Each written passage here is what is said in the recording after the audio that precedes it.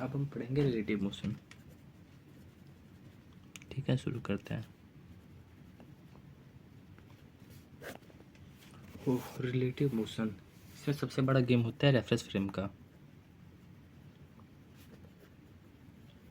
Means अब हम किस रेफरेंस में किस ऑब्जेक्ट को देख रहे हैं। ठीक है, जैसे समझाऊं तो जैसे मैंने first motion in one day में आपको बताया था कि किसके रिस्पेक्ट में किसके नज़र से हम देखा जाए तो सारा गेम उसी का होता है। इसमें भी सेम वही चीज़ है। तो सिंपली अगर रेफरेंस फ्रेम को हम डिफाइन करना चाहें तो रेफरेंस पॉइंट्स एक ऐसा पॉइंट या एक ऐसी एक्सिस है जहाँ से मोशन एब्जॉर्ब हो रहा है। तो लिख देता हूँ रेफरेंस दोबारा। Reference frame is an axis, axis ज़्यादा चलेगा, axis reference frame is an axis system from motion is absorbed, जहाँ से मोशन एब्जॉर्ब किया जा रहा है, किस रेफरेंस पॉइंट से एब्जॉर्ब किया जा रहा है, किस रेफरेंस एक्सिस से एब्जॉर्ब किया जा रहा है, वही हमारा रेफरेंस फ्रेम होता है। जस्ट लाइक दो बॉडीज हैं जो मूव कर रही हैं, जैसे ए एंड बी, दो बॉडीज हैं जो मूव कर रहे हैं। ठीक है, तो इसकी वेलोसिटी लेट्स वी है और इसकी वेलोसिटी वी बी है। तो हम लिखेंगे जैसे velocity of B with respect to A, इसे हम इसे पढ़ने का तरीका बता रहे, इसे पढ़ते हैं velocity of B with respect to A. Means अगर जिसके किसके रिस्पेक्ट में हम देख रहे हैं, ए के रिस्पेक्ट में, मीन्स अब हम ए को क्या कर देंगे, रोक देंगे। ए को रोक देने का मतलब अब हम सिर्फ बी को देखते हैं। तो इसके सेकंड केस में रिस्पेक्ट का मतलब हो जाता है ए, यहाँ पर अब क्या हो गया, स्टॉप। बी यहाँ पे अब जीरो ले लेते हैं, जो लेते नहीं, ए स्टॉप हो गया। जो बी है वो चल रहा है वेलोसिटी ऑफ बी ए से। बी वाला केस ऐसा बन जाता है। यहाँ पे जो ए की वेलोसिटी वो रुका हुआ है, अभी यहाँ से सिर्फ देख रहा है इस बंदे को, जो बंदा दिख रहा है वी बी ए से चल रहा है। इफ़ अगर वेलोसिटी और velocity of B with respect to को फॉर्मूला बोलने या इसे डिप्लेस कर वो सिंप्लीफाई करें तो ये ऐसा होता है, velocity of B minus A with direction. जब लाइक इसमें डायरेक्शन सारी सेम है तो पॉजिटिव डायरेक्शन सारी सेम है। अगर वेलोसिटी ऑफ ए ज़्यादा है वेलोसिटी ऑफ बी से तो ये टर्म क्या आएगी, नेगेटिव। मीन्स अगर ये नेगेटिव तो मीन्स अगर ये बॉडी यहाँ पर है तो ये बॉडी कहाँ जाती हुई दिखेगी, पीछे हुई, इसको पीछे जाती हुई दिखेगी। डायरेक्शन का खेलता है इसमें बस। अब जाहिर सी बात है, एक बंदा यहाँ पे 60 किलोमीटर प्रति घंटा की रफ्तार से बाइक चला रहा है, दूसरा बंदा यहाँ पे 40 किलोमीटर प्रति घंटा की रफ्तार से जा रहा है। अगर हम जाएंगे, अगर हम इस बंदे को देख रहे हैं तो ये बंदा हमें पीछे जाता हुआ दिखेगा और हम इसके स्पीड आगे स्पीड से निकल जाएंगे। ठीक है, आपने कई बार देखा भी होगा ऐसे, अगर हम तेज़ चलते हैं तो जो हमारे पीछे वाली जो अगर गाड़ी जो भी बॉडी अगर धीरे चल रही है तो एकदम से पीछे चली जाती है, क्योंकि हमारे रिस्पेक्ट में उसकी वेलोसिटी कम होती है। अब इसकी वेलोसिटी 40 किलोमीटर पर आवर है ग्राउंड के फ्रेम में, लेकिन इस बॉडी के रिस्पेक्ट में इसकी वेलोसिटी 20 किलोमीटर पर आवर से पीछे जा रही है। कैसे निकाला, वेलोसिटी ऑफ लेट्स सपोज ये बॉडी ए ये बी है, तो velocity of A B with respect to B की वेलोसिटी क्या होगी, ए के रिस्पेक्ट में क्या होगी, 60 minus 40 is equal to 20 kilometre per hour होगी किसे, पीछे की डायरेक्शन में, इस पर डायरेक्शन नेगेटिव है। नहीं तो यहाँ से देख देंगे तो 40 माइनस 60 होगा, -20 आता है दरअसल, -20 माइनस ये शो कर रहा है कि डायरेक्शन नेगेटिव पीछे की तरफ, इसके हमने आगे की तरफ को पॉजिटिव माना और पीछे की तरफ को नेगेटिव माना है।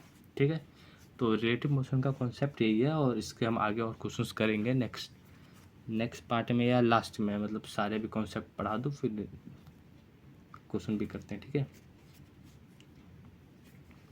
एक और इसमें क्रॉसिंग का एक अच्छा खासा कॉन्सेप्ट आता है। जैसे एक ट्रेन है, लेंथ L1 है, इसकी लेंथ L2 है, तो कितने टाइम में दोनों पूरी तरीके से एंड टू एंड से क्रॉस हो जाएगा। तो उसका एंड टू एंड का क्रॉस होता है, अगर दोनों एक सामने हैं बिल्कुल तो होता है जैसे हम टाइम ऑफ क्रॉसिंग निकालते हैं, इसमें टाइम ऑफ क्रॉसिंग निकालते हैं जो होता है length 1 plus length 2 velocity of A with respect to B.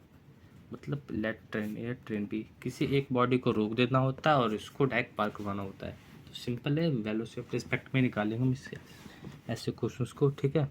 इसमें हम इस पे हम या तो velocity of B with respect to A भी लिख सकते हैं, और लिखता हूँ ये भी लिख सकते हैं, ठीक है। रिलेटिव मोशन समझ लिया। मैं भी रिवर बोट के प्रॉब्लम्स को समझा देता हूँ, फिर उसके लास्ट में जब सर्कुलर मोशन सब खत्म कर लेंगे फिर लास्ट में सिर्फ क्वेश्चंस करेंगे हम, ठीक है।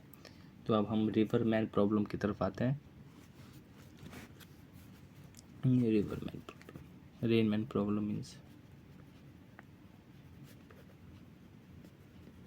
इसमें कुछ टर्म्स हैं उसको आपको याद कर लेना है। इसका मतलब क्या है, इसका मतलब क्या है। वी आर मीन्स होगा velocity of rain,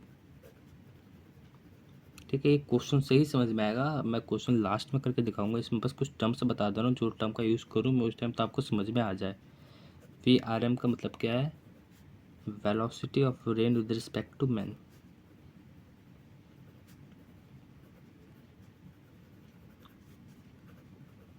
we R G बोलो या सिर्फ वी आर, दोनों बात एक ही है, लिख देता हूँ तब भी नहीं गलत हो जाएगी। Velocity of rain with respect to ground, जो वी आर जी होता है velocity of rain with respect to ground, वो होता है V R sine theta I cap minus V R cos theta G cap. Let suppose बारिश कुछ इस तरीके से हो रही है, वी आर जी ये है, तो यहाँ पर वी आर साइन थीटा इधर हो जाएगा, वी आर कॉस थीटा इधर हो जाएगा, यहाँ पे आई कैप हो जाएगा, यहाँ पे माइनस का जी कैप हो जाएगा। फिर बारिश कुछ इस तरीके से होगी, इस तरीके से होगी, किसी एंगल थीटा पे होगी, वर्टिकल से हमने एंगल लिया है, ठीक है। तो यहीं से हम इसे ऐसे लिखते हैं। तो ये आगे क्वेश्चन करूँगा तो बिल्कुल अच्छे समझ में आएगा, बस आप एक टर्म्स ध्यान रखो, जो 3 टर्म लिखवाई है मैंने, ये 3 टर्म ध्यान रखना आप, ठीक है बस। और आगे जब क्वेश्चन करूँगा तो समझ में आएगा। ऐसे ही रिवर बोट प्रॉब्लम में भी आ जाते हैं।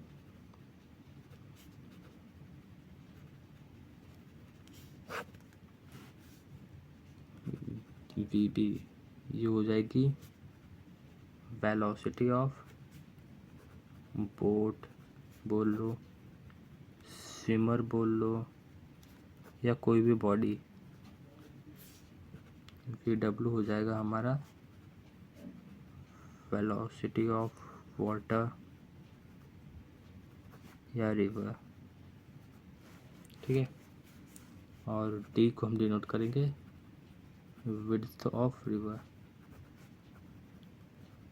तो इस पे कॉन्सेप्ट आता है to cross the river shortest path और शॉर्टेस्ट टाइम। तो वो 2 भी पॉइंट लिखवाता हूँ मैं नेक्स्ट पेज पे। इससे पहले ये बता देता हूँ, अगर रिवर का फ्लो इस तरफ है, वेलोसिटी ऑफ वाटर इस तरफ है, तो इस तरफ को हम डाउन स्ट्रीम बोलते हैं। वेलोसिटी ऑफ जहाँ पे फ्लो ऑफ वाटर है उस डायरेक्शन में हम बोलते हैं डाउन स्ट्रीम, उसके अपोजिट डायरेक्शन में होता है हमारा अप स्ट्रीम, ठीक है। तो नेक्स्ट पेज पे मैं शॉर्ट टाइम और शॉर्टेस्ट पाथ की बात करता हूँ। चलो देखते हैं, ये वाला to cross the river in the shortest path में रिवर को कैसे क्रॉस करेंगे। लेट्स सपोज ये हमारी रिवर हो गई, इसकी विड्थ हो गई डी। शॉर्टेस्ट पाथ में कवर करने के लिए क्या होगा, सबसे हमारी वेलोसिटी क्या हो, यहाँ पर हो। लेट्स फ्लो ऑफ वाटर यहाँ पे है, वेलोसिटी ऑफ रिवर की जो फ्लो यहाँ पे है। अगर हम बोट को किसी टिल्ट, वेलोसिटी ऑफ वाटर इधर है, अगर हम बोट को इस डायरेक्शन में चलाएं तो हम इस डायरेक्शन में जा रहे हैं, रिवर हमें इस डायरेक्शन में धक्का दे रहा है, तो हमारे अल्टीमेट जो वेलोसिटी हो जाएगी वो इस डायरेक्शन में हो जाएगी, टिल्ट हो जाएगी थोड़ी थीटा एंगल पे, ठीक है। ये थीटा एंगल जो हमारी रिजल्टेंट वेलोसिटी होगी वी, यहाँ पे जो वी है वो हमारी क्या है, रिजल्टेंट वेलोसिटी है, रिजल्टेंट वेलोसिटी है। कि वेलोसिटी ऑफ बोट हमारे इस डायरेक्शन में जाएंगे, वेलोसिटी ऑफ वाटर इस डायरेक्शन में आएगी, और जो हमारी रिजल्टेंट वेलोसिटी को सीधे डायरेक्शन में मूव करेगी। और हमें अगर शॉर्टेस्ट पाथ कवर करना है तो शॉर्टेस्ट पाथ इसका डी ही होगा रिवर का, ठीक है। तो इसमें हम वेलोसिटी ऑफ बोट ही होगी, वेलोसिटी ऑफ वाटर इधर हो जाएगी। तो इसमें हम पाइथागोरस लगाते हैं, तो यहाँ से हो जाएगा वी बी का square is equal to V W का स्क्वायर प्लस वी का स्क्वायर। और यहाँ से वी का स्क्वायर की वैल्यू निकालें तो वी का स्क्वायर ये सॉल्व हो जाएगा। टाइम क्या होता है, अब देखो हमने इसमें वाली स्पीड क्यों ली, यहाँ पे इसे डिस्टेंस क्या है d, इस डिस्टेंस में कौन सी स्पीड आगे बढ़ रही है, v वाली स्पीड आगे बढ़ रही है, क्योंकि वेलोसिटी ऑफ बोट तो इस डायरेक्शन में जा रही है और वेलोसिटी ऑफ रिवर इस डायरेक्शन में जा रही है। वेलोसिटी ऑफ बोट इस डायरेक्शन में जा रही है, वेलोसिटी ऑफ वाटर या रिवर इस डायरेक्शन में। इस डायरेक्शन में जो रिवर के डायरेक्शन, रिवर को क्रॉस करने वाली डायरेक्शन क्या है, v। तो जब वेलोसिटी वाली है d की डिस्टेंस कवर करने वाली डायरेक्शन में, तो स्पीड कौन सी लेंगे, v वाली लेंगे। तो v कौन सी स्पीड आ गई, यहाँ से ये टाइम क्या होता है, डिस्टेंस अपॉन में स्पीड, डिस्टेंस क्या है d, टाइम क्या हो जाएगा, ये v का स्क्वायर माइनस v w का स्क्वायर। ठीक है, तो यहाँ से टाइम ऑफ क्रॉसिंग निकाल दिया, शॉर्टेस्ट पाथ को क्रॉस करने में इतना टाइम लगेगा हमें। इसमें नेक्स्ट पॉइंट है टू क्रॉस द रिवर, ये जो हमने टाइम निकाला है शॉर्टेस्ट पाथ को क्रॉस करने में टाइम है, और लिखते हैं शॉर्टेस्ट टाइम, कम से कम टाइम में कितनी जल्दी से जल्दी हम रिवर को पार कर लें। To cross the river in the shortest time.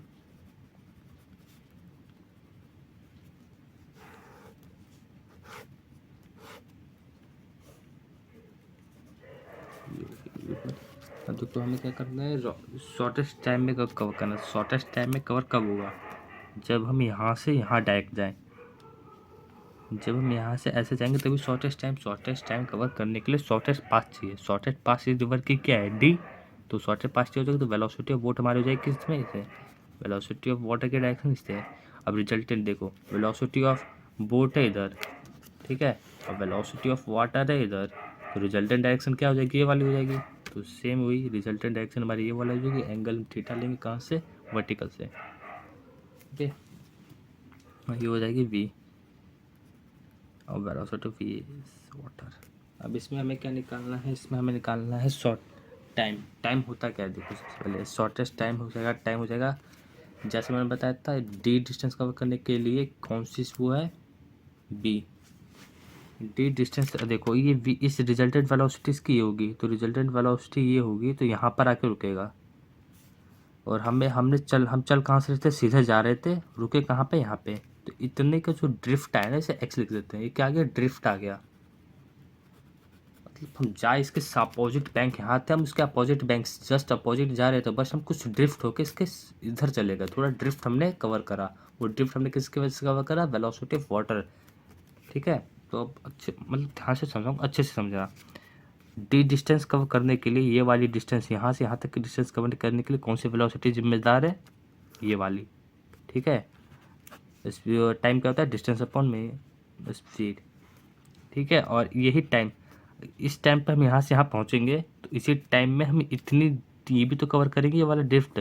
यहाँ से यहाँ पहुँचा, अदर बैंक पे पहुँचा, तो इतने ड्रिफ्ट भी हमने कवर करी। ठीक है, इतने ड्रिफ्ट कवर करने के लिए जो ड्रिफ्ट है, ये ड्रिफ्ट हुई, ये ड्रिफ्ट के लिए कौन सी वेलोसिटी जिम्मेदार है, दो ही वेलोसिटी यहाँ पे, ये और ये। तो ये वाली वेलोसिटी, अगर ये वाली वेलोसिटी तो इसके लिए जिम्मेदार है, अपोजिट बैंक के लिए, पर इतने ड्रिफ्ट के लिए जो वेलोसिटी जिम्मेदार है वो कौन सी है, वेलोसिटी ऑफ वाटर। देखो एस डायरेक्शन हमने कवर करी, इसी डायरेक्शन हमारी वेलोसिटी ऑफ वाटर है, तो इसी डायरेक्शन में, जिस डायरेक्शन में हमारी डिस्टेंस कवर हुई है उसी डायरेक्शन में वेलोसिटी होनी चाहिए। तो ये वाली वेलोसिटी जिम्मेदार है किसके लिए, ये वाली डिस्टेंस कवर करने के लिए। यहाँ तो हो जाएगा एक्स अपॉन में वेलोसिटी ऑफ वाटर। दोनों टाइम एक लगेगा तो दोनों इक्वल होंगे, दोनों को इक्वल कर दो, तो D is equal to V B is equal to X V W. यहाँ से पे ड्रिफ्ट आ जाएगा, एक्स की वैल्यू जो हो जाएगी V B into D V B into है ये। ठीक है, कुछ इस तरीके से हो जाएगा। देखो ये वाला क्या है चीज़, ये चीज़ क्या है, हमारी टाइम है, तो ये इसके इक्वल भी हो जाएगा। यहाँ पे लिख दे रहा हूँ मैं, X is equal to V B, oh sorry V B लिख दिया मैंने, वी डब्ल्यू होगा, sorry V W, velocity of water into time. Velocity of boat into time. ठीक है, ध्यान रखना ड्रिफ्ट वेलोसिटी क्या होती है, वेलोसिटी ऑफ बोट जितनी वेलोसिटी ऑफ वाटर में, वेलोसिटी ऑफ वाटर के यहाँ से आने में कितना टाइम सेम। ठीक है, तो ड्रिफ्ट का फॉर्मूला ध्यान रखना यहाँ से, velocity of water into time. Time क्या होता है, distance upon velocity of boat. So ये क्या है, ये to cross the shortest time में कवर करने के लिए सारी है राम कथा पंचायत जो भी है हमारी ये। ठीक है, इसमें जनरलाइज में कॉट टाइम आ जाते हैं, कॉट टाइम बता देता हूँ। लेट्स सपोज आदमी यहाँ पर है, वेलोसिटी ऑफ वाटर ये है, आदमी इसी डायरेक्शन में वेलोसिटी ऑफ मैन या वेलोसिटी ऑफ बोट है, तो टाइम कितना लगेगा इसे स्विम करके डाउन स्ट्रीम में जाने में। कोई डी डिस्टेंस लेंगे, इस लेट कोई डी डिस्टेंस कवर करने में, यहाँ से यहाँ तक बंदा पहुँच गया, वेलोसिटी ऑफ ये पॉइंट आ गई, तो इतना डिस्टेंस कवर में कितना टाइम लगेगा, तो इतना डिस्टेंस कवर में तो टाइम लगेगा T is equal to distance कितना डी। इस डायरेक्शन में कितनी वेलोसिटीज है हमारी V B plus V W, दोनों एक ही डायरेक्शन में, तो दोनों क्या होंगी ऐड। जब से डायरेक्शन सेम तो वेलोसिटी ऐड, जब ये किस में डाउन स्ट्रीम में हो जाएगा, ठीक है, जब ये डाउन स्ट्रीम में जाएगी तो वेलोसिटी ऐड। अब अप स्ट्रीम में जा रहा है, लेट्स सपोज अब ये किस में जा रहा है अप स्ट्रीम में, वेलोसिटी ऑफ वाटर इस डायरेक्शन में और वेलोसिटी ऑफ बोट कहाँ जा रही है, इस साइड जा रही है अप स्ट्रीम की तरफ। कितना डिस्टेंस कवर करा इसने डी, तो टाइम कितना लगेगा इसे डिस्टेंस डी कवर करने में तो डी अपॉन, लेट सपोज इधर वाले डायरेक्शन को हम वेलोसिटी ऑफ बोट वाले को प्लस मानते हैं, तो V B minus V W ये हो जाएगा। ठीक है, हमने इस वाली डायरेक्शन को प्लस माना है, इधर की माइनस माना है। हाँ, हम प्लस माइनस अपने तरीके से मान सकते हैं, ठीक है, क्योंकि टाइम हमारा नेगेटिव, बस यहाँ पर टाइम नेगेटिव नहीं आना चाहिए, इसको मतलब मॉड लगा लो एक तरीके से, ये हमेशा पॉजिटिव होना चाहिए, क्योंकि टाइम हमेशा हमारा क्या होता है पॉजिटिव में होता है। ठीक है, अब हम एक और कॉन्सेप्ट बताता हूँ मैं, game of G effective means gravitation का गेम, नाम दिया रहा है जस्ट, और कुछ मतलब समझना नहीं।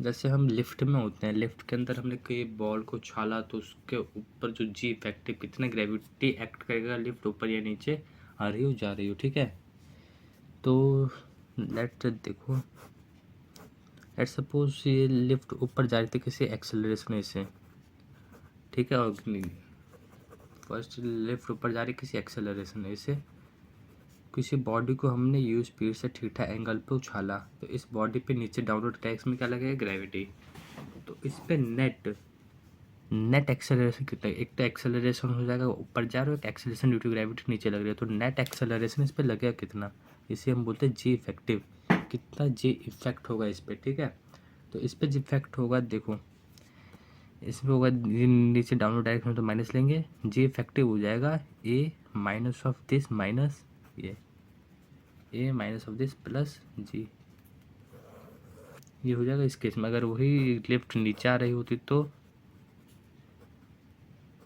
ठीक है, ये माइनस जी होगा, you body theta angle same है सब कुछ, यहाँ पे जी इफेक्टिव जो हो जाएगा वो हो जाएगा ए, ये खुद माइनस में, फिर minus of minus G that is G minus A. ठीक है, यहाँ पे जो जी इफेक्टिव ये हो जाएगा, ध्यान है ना, बस इसमें यही वाला एक केस है जो आपको अच्छे से समझना है। ठीक है, नेट एक्सेलरेशन लिख देता हूँ, होता है यहाँ पे नेट एक्सेलरेशन होता है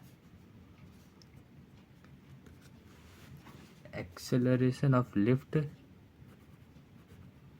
minus G acceleration due to gravity. ठीक है,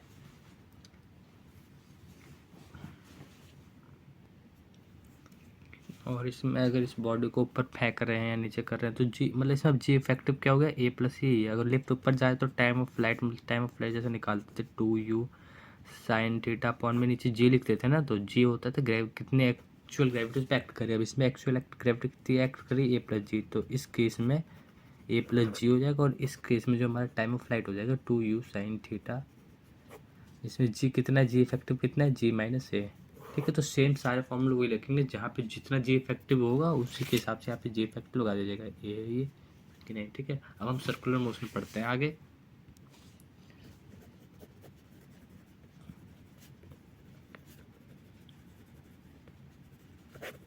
किसी फिक्स पॉइंट के अबाउट एक फिक्स्ड डिस्टेंस से कोई ऑब्जेक्ट उसके अराउंड चारों तरफ घूम रही है, तो वहीं पे हमें कहते हैं सर्कुलर मोशन किसी स्पीड से। ठीक है, इसमें कुछ टर्म्स हैं वो बताता हूँ मैं आपको, इसमें कुछ टर्म्स होती हैं, एंगुलर डिस्प्लेसमेंट जिसे डिनोट करते हैं थीटा से, इसकी यूनिट होती है रेडियन। लेट कुछ एक बॉडी आती है, हम यहाँ पर हो गया हमारा ऑब्जर्वर, ये बॉडी थी ए, यहाँ से ये इसने यहाँ चला, ये बंदा पहले से यहाँ देख रहा था, फिर इसने यहाँ पे गया तब भी देख रहा है, तो इतना जो थीटा है, जितना एंगल ये बना, वही यही होता है हमारा एंगुलर डिस्प्लेसमेंट। ये तो हो गया इसका डिस्प्लेसमेंट, ये हो गया इसका एंगुलर डिस्प्लेसमेंट, थीटा जो होता है। ठीक है, क्लॉकवाइज में अगर कोई ऑब्जेक्ट क्लॉकवाइज में घूम रही है, जैसे लेट ये थीटा यहाँ था, फिर ये यहाँ पर आ गया मूव करके, क्लॉकवाइज डायरेक्शन हो गई है, तो क्लॉकवाइज डायरेक्शन में जो थीटा होता है वो नेगेटिव होता है। ठीक है, और अगर वही एंटी क्लॉकवाइज होती, मोशन अगर एंटी क्लॉकवाइज हो रहा है तो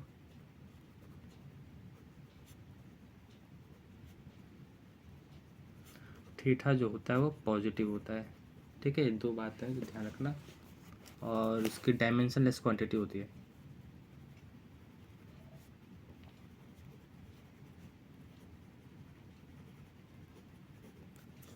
अब यहाँ पर आता है एंगुलर वेलोसिटी, एक और आता है इसमें, एक एंगुलर वेलोसिटी। डेफिनेशन इसकी होती है rate of change of angular displacement, या जैसे, ठीक है, इसको हम डिनोट करते हैं ओमेगा से। इसकी यूनिट होती है रेडियन पर सेकेंड।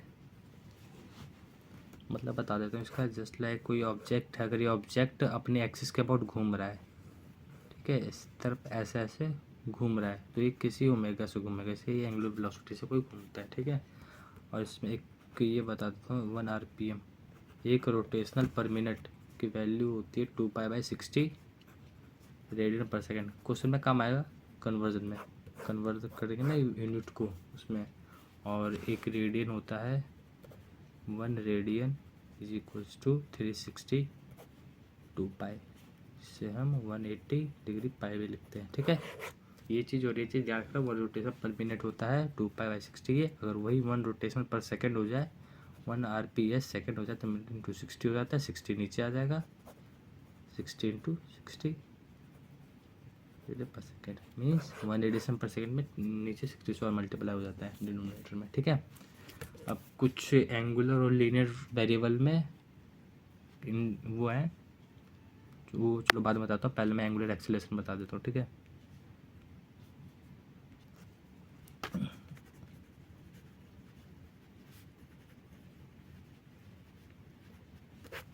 एंगुलर एक्सेलरेशन होता है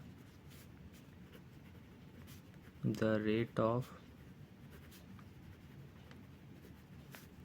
चेंज ऑफ एंगुलर वेलोसिटी। ठीक है, इससे ही होता है, इसको डिनोट करते हैं अल्फा से, जो होता है d⍵/dt। यहाँ पे मैंने बताया था, ये बताया था, ओमेगा इज इक्वल टू होता है dθ/dt। ठीक है, ये हो गया। अब एंगुलर एक्सेलरेशन ये होता है, इसकी यूनिट होती है रेडियन पर सेकेंड स्क्वायर। बस यही होता है इसमें लीनियर, जैसे हमारे लीनियर और वेरिएबल टर्म में रिलेशन बताता हूँ। लीनियर और वेरिएबल टर्म पहले होते हैं क्या, लीनियर वेरिएबल और लीनियर और एंगुलर टर्म्स। यहाँ पे v वेलोसिटी, यहाँ पे ये ओमेगा आ जाता है हमारा, यहाँ पे s डिस्टेंस था, s या बोले x बोले डिस्टेंस या डिस्प्लेसमेंट, तो यहाँ पे इसका थीटा आ जाता है, यहाँ पे हमारा a एक्सेलरेशन था, तो यहाँ पे अल्फा आ जाता है एंगुलर एक्सेलरेशन। तीन टर्म जो वेरी करती हैं। ठीक है, अब इसमें v इक्वल्स टू हमारा ओमेगा r होता है, जहाँ पे r रेडियस होता है या परपेंडिकुलर डिस्टेंस, या डिस्टेंस होता है बिटवीन द आर्क, कोई होता है रेडियस या perpendicular distance from axis of rotation, AOR axis of rotation. और अल्फा होता है, सॉरी, एक्सेलरेशन होता है एंगुलर, ये और ये सेम, इसमें भी आर यही होता है, जस्ट लाइक टू दैट कोई बॉडी इस एक्सिस के अराउंड घूम रही है, तो ये जो यहाँ पर ये होगी इसका आर। ठीक है, यहाँ पर ये वाला आर होता है, इस आर की बात कर रहे हैं, ये किसी ओमेगा वेलोसिटी और ओमेगा एंगुलर वेलोसिटी और एंगुलर एक्सेलरेशन से घूम रहा है। ठीक है, अब हम हाँ ठीक है, टर्म आ गया। अब मैं सेंट्रीपिटल एक्सेलरेशन बता देता हूँ, पीछे बताता हूँ। चलो, सेंट्रीपिटल एक्सेलरेशन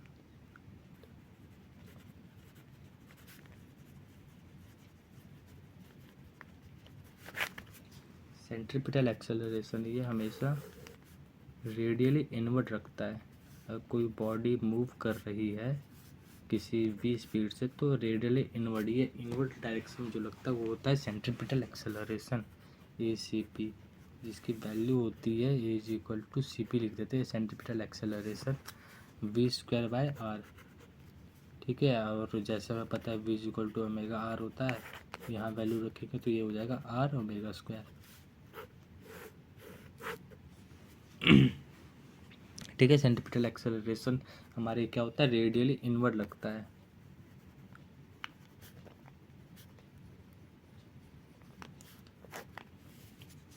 और ऑलवेज जस्ट लाइक वेलोसिटी इस डायरेक्शन में टेंजेंशियल होती है, तो ये इधर, तो ये आपस में हमेशा क्या रहता है, परपेंडिकुलर रहते हैं।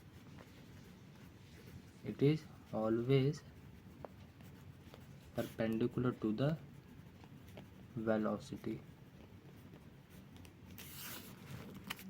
और जो सेंट्रीपिटल एक्सेलरेशन होता है किसके रिस्पॉन्सिबल होता है, इसके डायरेक्शन, जो बॉडी है उसके डायरेक्शन चेंज करने के लिए रिस्पॉन्सिबल होता है। इससे वेलोसिटी का कोई लेना देना नहीं होता है, वेलोसिटी को चेंज नहीं करता, सिर्फ डायरेक्शन को चेंज करता है। ठीक है, centripetal acceleration is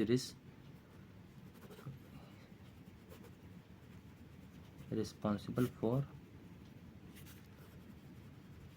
change in direction of body. ठीक है, अब हम इसी में uniform circular motion, non uniform circular motion पढ़ लेते हैं। कुछ नहीं है तो सेम है, बस कांस्टेंट स्पीड और कांस्टेंट स्पीड नहीं होती, पर इसमें कुछ पॉइंट्स है वो लिख लेना, ध्यान रखना, ना इंपॉर्टेंट पॉइंट है। Uniform circular motion,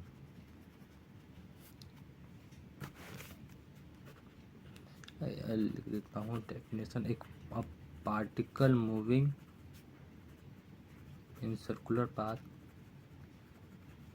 with constant speed, circular path with, ध्यान रहे मैं यहाँ पे स्पीड बोल रहा हूँ, ना कि मैं यहाँ पे वेलोसिटी बोल रहा हूँ। ठीक है, कांस्टेंट स्पीड, वेलोसिटी क्योंकि डायरेक्शन चेंज हो रही है तो वेलोसिटी चेंज होगी, इसे यूनिफॉर्म सर्कुलर मोशन बोलते हैं।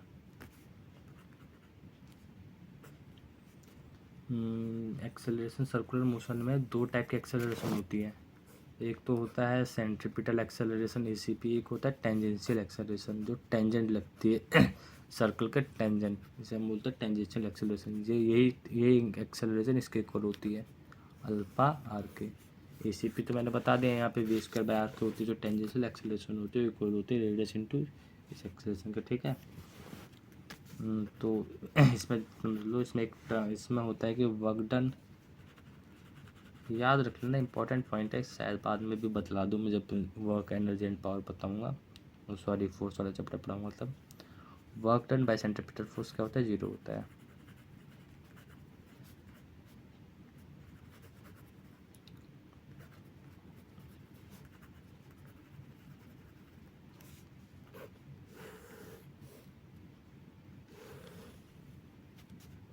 ठीक है, work done by centripetal force 0 होता है, क्यों प्रूफ कर देता हूँ। जैसा हमें पता है वर्क डन का फॉर्मूला होता है FD cos थीटा। ठीक है, सर्कुलर मोशन, सेंट्रीपिटल एक्सेलरेशन इधर की तरफ लग रहा है, मतलब सेंट्रीपिटल फोर्स भी इधर की तरफ लगेगा। ठीक है, फोर्स इधर, वेलोसिटी लेट्स सपोज इस तरह से घूम रही है, वेलोसिटी इधर की होगी, जिस डायरेक्शन में वेलोसिटी उसी डायरेक्शन में हमारे क्या होता है, डिस्प्लेसमेंट। तो वेलोसिटी और डिस्प्लेसमेंट की एंगल क्या है, 90 डिग्री, तो यहाँ पर FD cos 90 डिग्री हो जाएगा कितना, 0। cos 90 डिग्री 0 होता है, तो कोई भी टर्म होगी तो अल्टीमेटली से 0 कर देगा, इसलिए work done by centripetal force क्या होता है हमारा, 0 होता है। और इसमें जो काइनेटिक एनर्जी, अगर यूनिफॉर्म सर्कुलर मोशन है तो उसमें काइनेटिक एनर्जी ऑफ बॉडी क्या होगी, कांस्टेंट होगी। Kinetic energy of body remains constant. ठीक है, अब हम आगे पढ़ते हैं नॉन यूनिफॉर्म सर्कुलर मोशन। बस ये लास्ट टॉपिक है, उसके बाद हम क्वेश्चन पे आ जाएंगे।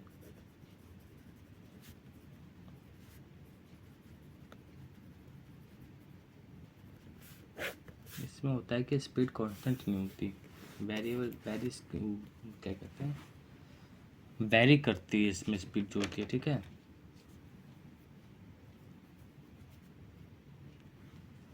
इसमें वेरी करती है, और जो मैंने इसमें बताया था यूनिफॉर्म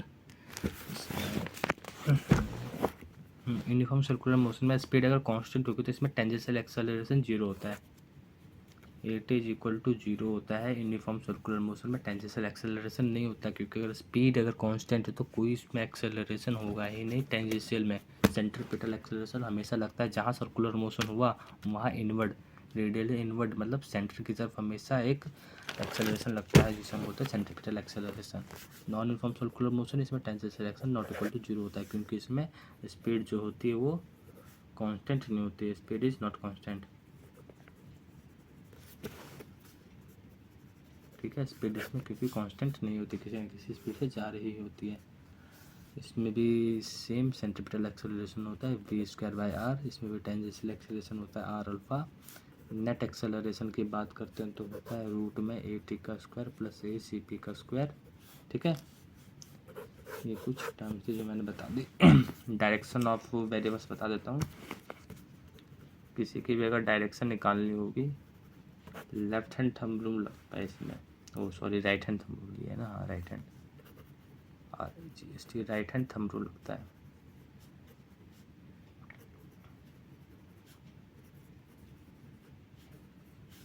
ये सपोज एक बॉडी है, यहाँ पे मूव आउट कर रही है, ठीक है। तो इसमें ये किस किस के लिए लगता है, ये इन तीनों के लिए लगता है।